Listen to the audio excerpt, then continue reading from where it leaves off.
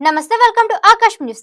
Bulletin లోని updates చూద్దాం. ఆంధ్రప్రదేశ్ లో ప్రభుత్వ ఉద్యోగుల ఆందోళనలు మరోసారి రాజకీయంగా మారాయి. ఉద్యోగులకు చంద్రన బోడిగుండు అనే నినాదంతో ఏపీ గవర్నమెంట్ ఎంప్లాయీస్ ఫెడరేషన్ వినూత్న నిరసన చేపట్టింది. ఫెడరేషన్ అధ్యక్షుడు వెంకట్రామరెడ్డి సహా పలువురు ఉద్యోగులు గుండు చేయించుకుని ప్రభుత్వానికి వ్యతిరేకంగా తమ నిరసనను వ్యక్తం చేశారు. ఉద్యోగులు వాలంటీర్లకు ఇచ్చిన హామీలను ప్రభుత్వం అమలు చేయడం లేదని ఆరోపిస్తూ పీఆర్సీ, ఐఆర్, డిఏలు సహా పెండింగ్ బకాయిలను వెంటనే చెల్లించాలని వారు డిమాండ్ చేశారు.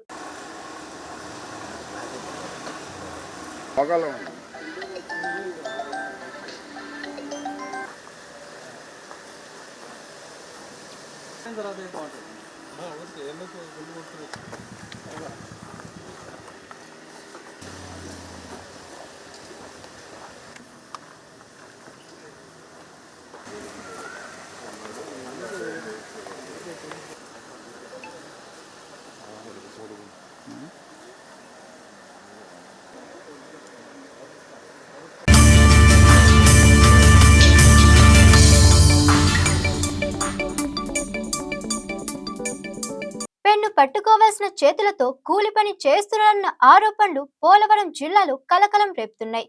గౌరీదేవిపేట ప్రభుత్వ సాంఘిక వసతి గృహంలో విద్యార్థులతో సిమెంట్, ఇసుక మోయిస్తున్నారని వార్డెన్పై విమర్శలు వెల్లువెత్తుతున్నాయి. ఈ ఘటనపై తల్లిదండ్రులు ఆగ్రహం వ్యక్తం చేస్తున్నారు.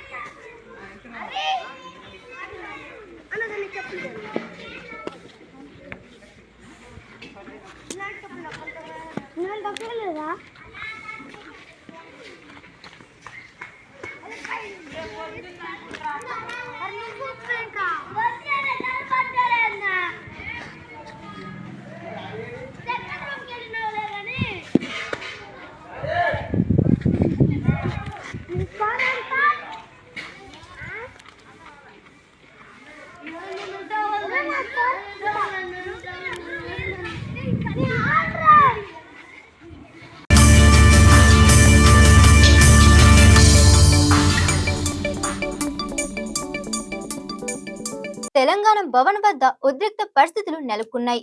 రైతులపై సీఎం రేవంత్ రెడ్డి చేసిన వ్యాఖ్యలకు నిరసనగా బీఆర్ఎస్వి ఆధ్వర్యంలో రక్తదాన కార్యక్రమం నిర్వహించారు.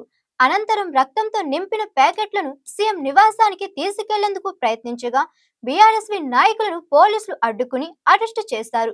దీంతో అక్కడ ఉద్రిక్త నెలకొంది. బాధిత కుటుంబాలను కూడా ఆరుగురం చంపితే రైతులకు నిలియాలని మేము రిక్వెస్ట్ చేసి మిమ్మల్ని కోస్తాం, రక్తం ఇస్తాం అనేసి మాట్లాడుతూ ఉన్నావు కదా. కోసుడు ఎందుకురా బాబు, స్వచ్ఛందంగా మేమే రక్తం ఇస్తాము. ఈ రక్తం సరిపోకపోతే మరిన్ని నిలియడానికి మేము సిద్ధంగా ఉన్నాము. రైతు పొలాలలో నీళ్లు కావాలంటే కావాలని అంటారు. తెలంగాణ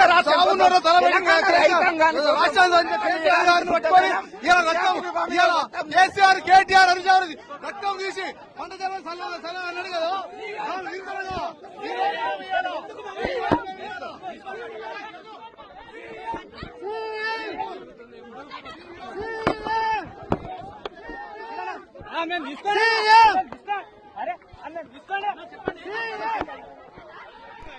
ఇవాళ ముఖ్యమంత్రి రేవంత్ రెడ్డి తెలంగాణ రైతులకు నీళ్లు పెట్టే తెలంగాణ రైతులకు నీళ్లు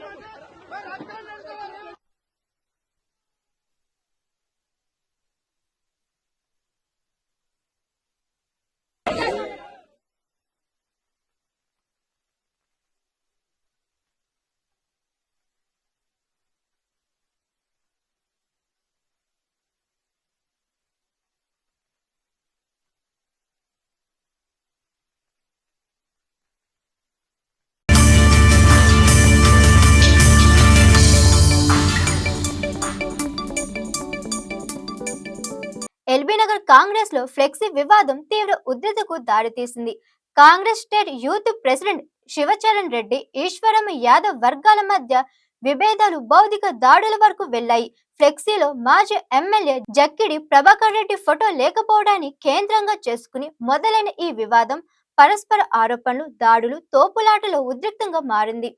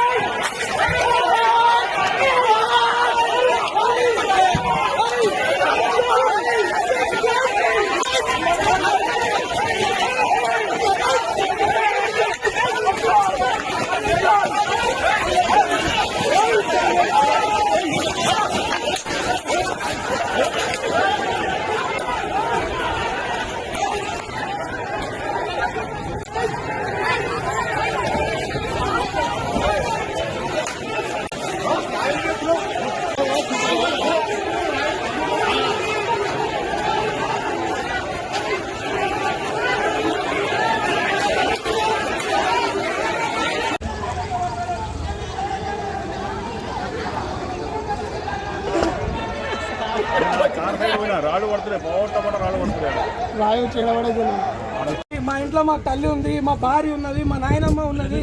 మా ఇంటి మీదకి వచ్చి దాడి చేయడం కరెక్ట్ కాదు. రాజకీయ కుట్ర కాకపోతే ఇదేంది? రాజకీయ కుట్ర కాకపోతే ఇదేంది అంటే నేను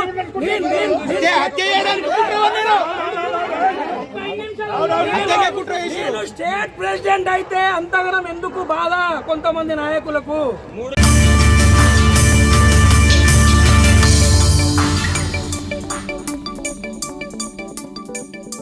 సంగమేశ్వర బసవేశ్వర ప్రాజెక్టు సాధన కోసం త్వరలో భారీ పాదయాత్ర చేపడతానని మాజీ మంత్రి బీఆర్ఎస్ ఎమ్మెల్యే హరీష్ రావు ప్రకటించారు. బసవేశ్వర్ నుంచి సంగమేశ్వర వరకు ప్రజలను కలుపుకుంటూ పెద్ద ఎత్తున పాదయాత్ర నిర్వహిస్తామని వెల్లడించారు. ప్రాజెక్టు పూర్తి చేయాలనే లక్ష్యంతో ఉద్యమాన్ని మరింత ఉధృతం చేస్తామని హరీష్ రావు స్పష్టం చేశారు. అందువల్ల మీరందరూ ఓకే అంటే ఆ బసవేశ్వరుడి స్ఫూర్తితో మనం పెద్ద ఎత్తున పాదయాత్రకు కూడా శ్రీకారం చుడదాం త్వరలో. బసవేశ్వర టు సంగమేశ్వర, మన బసవేశ్వరునికి విగ్రహానికి నారాయణకేల్లో దండేసుకొని జరాసంగంలోని ఖ్యాతకి సంగమేశ్వర దాకా నడుద్దామా?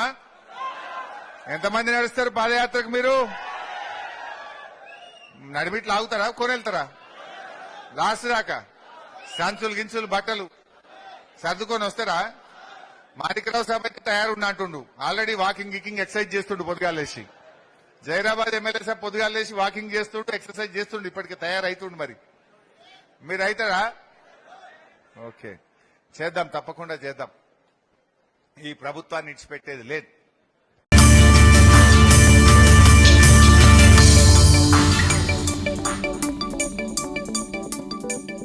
ముఖ్యమంత్రి రేవంత్ రెడ్డి చేసిన వ్యాఖ్యలపై మాజీ మంత్రి బీఆర్ఎస్ ఎమ్మెల్యే హరీష్ రావు తీవ్ర స్థాయిలో స్పందించారు. హింసను ప్రేరేపించేలా మాట్లాడితే చట్టం అందరికీ సమానంగా వర్తించాలన్నారు.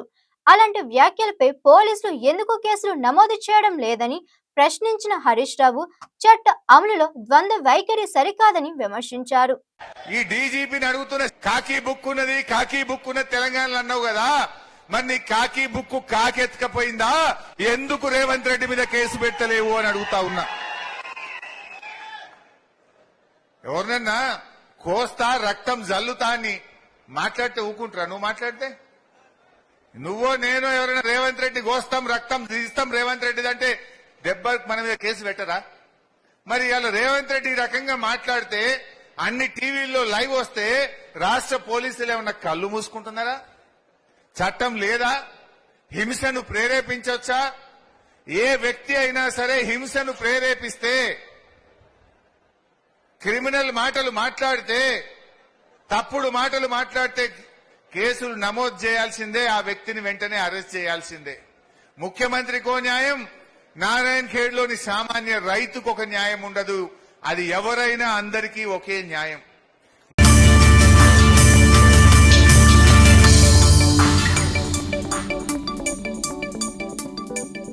కేవలం 100 రూపాయల కోసం ఓ ర్యాపిడో రైడర్ ను యువతి వేధించిన ఘటన సోషల్ మీడియాలో తీవ్ర చర్చకు దారితీసింది. గమ్య స్థానానికి చేరుకున్న తర్వాత ఛార్జీ చెల్లించకుండా రైడర్ తో వాగ్వాదానికి దిగిన యువతి అసభ్యంగా ప్రవర్తించారంటూ తప్పుడు ఆరోపణలు చేస్తూ వేధింపుల కేసు పెడతానని బెదిరించినట్లు ఆరోపణలు ఉన్నాయి.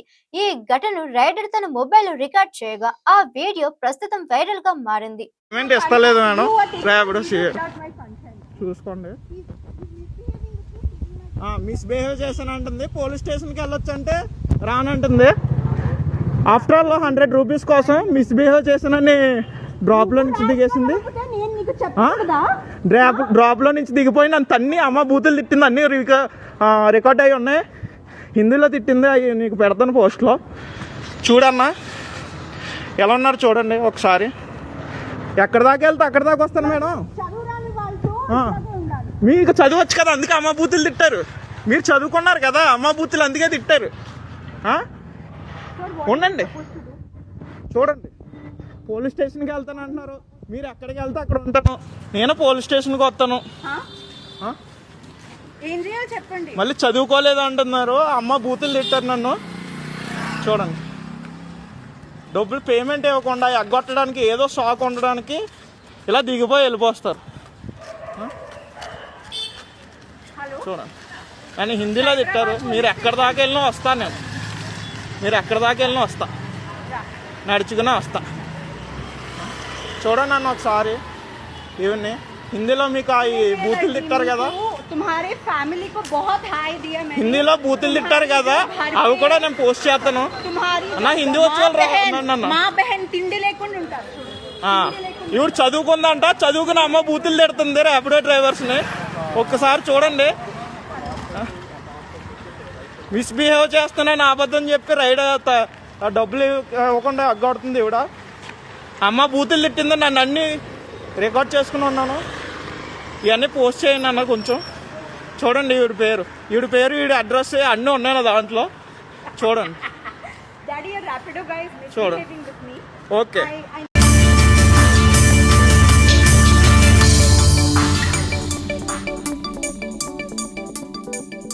కన్నెపల్లి మేడిగడ్డ బ్యారేజ్ అంశంపై రాజకీయ మాటల యుద్ధం కొనసాగుతుంది. మేడిగడ్డ లేకుండా పంప్ హౌస్ ఎలా సాధ్యమని ప్రభుత్వ ప్రశ్నలకు BRS MLC Takkellapalli Ravindra Rao counter ఇచ్చారు. దేవాదుల ప్రాజెక్టులో ఏళ్లపాటు బ్యారేజ్ లేకుండానే పంపింగ్ చేశారని, కన్నెపల్లి మేడిగడ్డ అంశాలను కేటీఆర్ ఇప్పటికే వివరించారని ఆయన అన్నారు. ప్రజలు, మేధావులు, ఇంజనీర్లు, ఉద్యోగస్తులు, రైతులు, విద్యార్థులు, యువకులు కూడా అచ్చరు వందేలాగా మాట్లాడిన భాష, వ్యవహార శైలి చాలా జుగుప్సాకరంగా ఉందనడంలో ఏ రకమైన సందేహం లేదు. ఆయన కీలకంగా ఒకటి అన్నారు, బుద్ధి ఉన్నోడు ఎవడైనా, మెడ మీద తలకే ఉన్నోడు ఎవడైనా మేడిగడ్డ బ్యారేజీ నింపకుండా, బ్యారేజీ లేకుండా పంప్ హౌజులు మరి ఆన్ చేయొచ్చా అని. అరే ఓ బుద్ధి లేని ముఖ్యమంత్రి, మేము మొన్న సమ్మక్క బ్యారేజీ మొన్న కదా మేము వచ్చినాక కదా కట్టింది. సమ్మక్క బ్యారేజీ ముందు దేవాదుల ప్రాజెక్టు ఎప్పుడు ప్రారంభమైంది?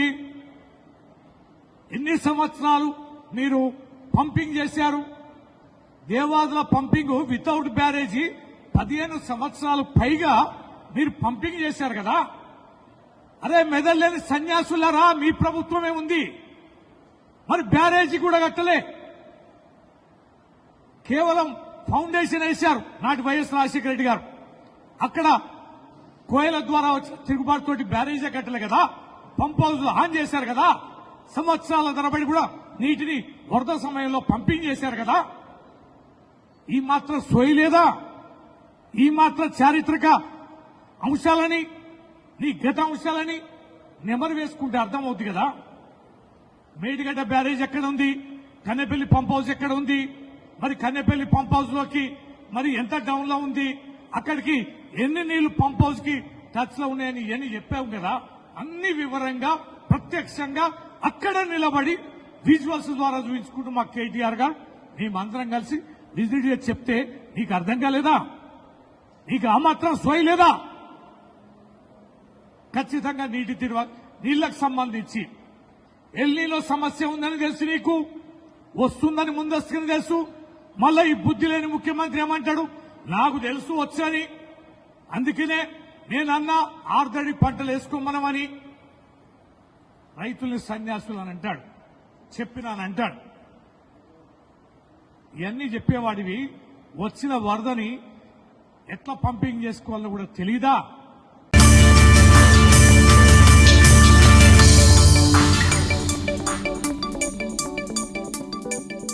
తిరుమలలో భక్తుల సౌకర్యాలపై విమర్శలు వెల్లువెత్తుతున్నాయి. కొద్దిగా రద్దీ పెరిగినా భక్తులకు కనీస వసతులు కల్పించడంలో టీడీపీ విఫలమైందని ఆరోపణలు వస్తున్నాయి. టీటీడీ చైర్మన్ బిఆర్ నాయుడుపై విమర్శలు చేస్తూ భక్తులకు సేవ చేయడమే ప్రధాన బాధ్యత అని గుర్తు చేశారు.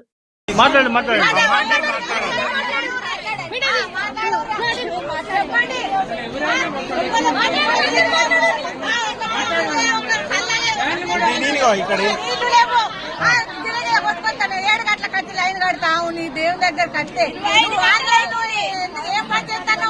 సుఖ నీళ్ళు ఇవ్వవా? తాగడానికి నీళ్లు పెట్టావా? ఏం చేస్తాను? ఏం నడిపిస్తాను నువ్వు జనాలను? చిన్న పిల్లలు గిజగిజ కొట్టుకెళ్తారు, వాళ్ళ బాధ్యత ఇవ్వలేదు. ఏమన్నా అయితే ఎట్లా? మా ముసళ్ళైనా నా ముసళ్ళని ఏమన్నా అయితే వాళ్ళ బాధ్యత. దేవుడు అయితే ఎక్కడికో జంగలంతా తిప్పుకొని వచ్చి నువ్వు ఎక్కడ కూర్చుండ పెడతాను?